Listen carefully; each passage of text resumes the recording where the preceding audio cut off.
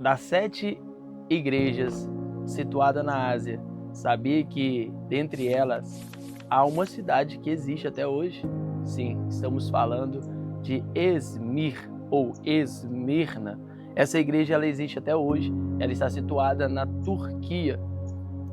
Aproximadamente a população é de 3 milhões de habitantes e essa cidade ela competia com a primeira cidade que nós já falamos aqui, que é a cidade de Éfeso. Se você não viu, clica aqui no cardzinho e você vai ver aí todo o contexto que a gente mencionou no vídeo anterior.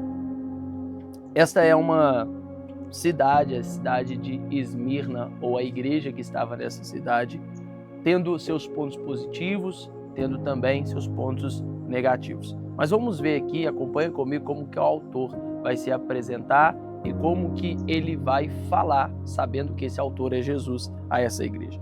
Apocalipse, capítulo número 2, verso 8, a palavra diz assim: ao anjo da igreja em Esmirna, escreve: essas são as palavras daquele que é o primeiro e o último, que morreu e tornou a viver.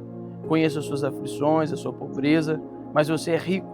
Conheço a blasfêmia dos que se dizem judeus, mas não são, sendo antes sinagogas de Satanás. Não tenha medo do que você está prestes a sofrer. O diabo lançará alguns de vocês na prisão para prová-los, e vocês sofrerão perseguição durante 10 dias. Sede fiel até a morte, e eu lhe darei a coroa da vida. Aquele que tem ouvidos ouça o que o Espírito diz às igrejas. O vencedor de modo algum sofrerá a segunda morte. Observe, o autor vai dizer assim, essas palavras daquele que é o primeiro e o último, que morreu e tornou a viver. Jesus se apresenta aqui de 3 maneiras. A primeira maneira é um ser infinito. Aquele que é o primeiro e o último transmite a ideia de infinito, pois o próprio João vai descrever dizendo, ele é o alfa, ele é o ômega. Para você que não conhece, essas 2 letras são as letras gregas, que significa o primeiro, que é a primeira letra do seu alfabeto, que é alfa, e o último, que é o ômega, que significa a última letra do alfabeto grego. E aí Jesus está se descrevendo aqui que ele é o primeiro e o último, ou seja, um ser infinito. Porém, além dessa verdade, ele também se apresenta como alguém que é poderoso, a ponto de vencer a morte. Sim, o próprio Jesus, ele venceu a morte e trouxe através do seu sacrifício na cruz a existência, a superioridade de que ele foi ao cativeiro e ele da morte tirou a chave. Então ele é o próprio Jesus que nos libertou. Ele é poderoso. Mas além disso, ele também traz um terceiro aspecto. Jesus, ele traz-nos a esperança, porque ele tornou a viver. Deixa eu te falar algo. Esse Jesus nosso é poderoso. Porque o nosso Jesus, além de vencer a morte, além de ser um ser eterno, o primeiro e o último, ele tornou a viver, trazendo esperança para mim e para você da vida eterna. Sim, a vida eterna ao lado de Jesus. Só que ele vai dizer algumas coisas a essa igreja. Primeiro ele vai colocar, conheço as suas aflições. Sabe o que é interessante aqui? Você que está me vendo e ouvindo sobre essa carta a essa cidade, a essa igreja. E quando ele diz, conheço a sua aflição, ele está aprovando esta igreja nas suas tribulações. Sim, você, quando passa por tribulação, por momento difícil, por momentos que não vê saída, dificuldade, esse Jesus, ele vê tudo, ele sabe de tudo. Então deixa eu liberar uma palavra de esperança para o seu coração. Jesus conhece a sua dor.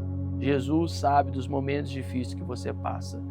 Só que esse mesmo Jesus que sabe dos nossos momentos difíceis, ele também é um Deus justo e pela sua justiça ele vai pontuar algumas coisas nessa igreja.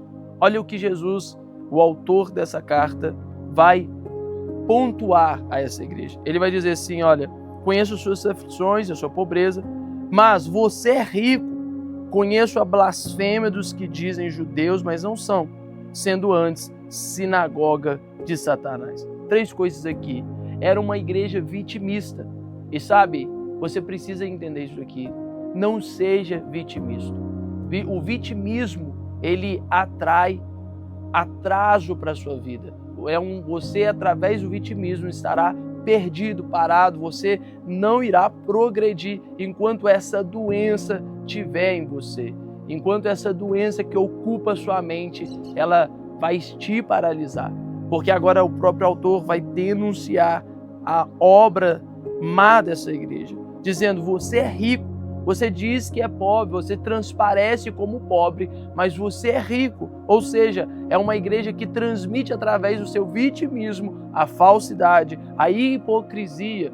E aí nós não podemos nos ater a esse contexto de vitimismo, porque senão nós vamos estar parados. Todo mundo sabe das suas limitações, mas todas as pessoas também que estão à sua volta, que te cercam, os íntimos, eles sabem do seu potencial. Jesus conhece tanto os seus momentos difíceis, mas também esse Jesus, ele sabe das suas habilidades, dos seus pontos fortes, daquilo que você pode fazer. Então não vá para esse lugar do vitimismo. E não seja hipócrita, porque eles declaravam judeus, mas não são. Em outras palavras, Jesus estava dizendo assim: olha, vocês se portam de uma maneira, mas eu sei que vocês não são desse jeito. E aí talvez você está querendo transparecer através da religiosidade um perfil que você não é. Você está transmitindo ou querendo transmitir alguém que você não é. E aí Jesus conhece, não seja hipócrita. E por terceiro ponto aqui, que Jesus vai repreender essa igreja, vai censurar essa igreja, Jesus vai dizer: sendo antes sinagoga de Satanás. Ou seja, eles eram espiritualistas, religiosos. E nós não podemos ser religiosos. O conselho, então, que Jesus vai dar a essa igreja que estava em Esmirna é: não tenha medo do que você está prestes a sofrer. O diabo lançará alguns de vocês em prisão para prová-los, e vocês sofrerão perseguição durante 10 dias. Seja fiel até a morte, e eu lhe darei a coroa da vida. Um ponto fundamental no conselho de Jesus é fidelidade. Você precisa ser fiel, você precisa honrar o Senhor. Aqui a fidelidade mesmo ou perante a tribulação. A tribulação, a dificuldade, os dias maus não pode te parar. A dor, a enfermidade. Eu não sei qual que é o seu contexto de luto que você vive. Posso liberar uma palavra, sabendo que Deus conhece toda a tribulação. Seja fiel. Não desista. Sabe, talvez todo mundo já falou com você assim: para, desista, desanima. Mas a palavra de Deus está dizendo: não desista. Seja fiel. Porque mesmo que a tribulação venha, você precisa continuar. Você precisa persistir. Você não pode parar. Este é o conselho. E há uma promessa. A promessa que nos reserva essa carta é: o vencedor de modo algum sofrerá a segunda morte. O que o Senhor está dizendo aqui a essa igreja? Que haverá um fim para o seu sofrimento. E este é a eternidade. Lá nós não teremos mais lágrimas, choro, nem dor.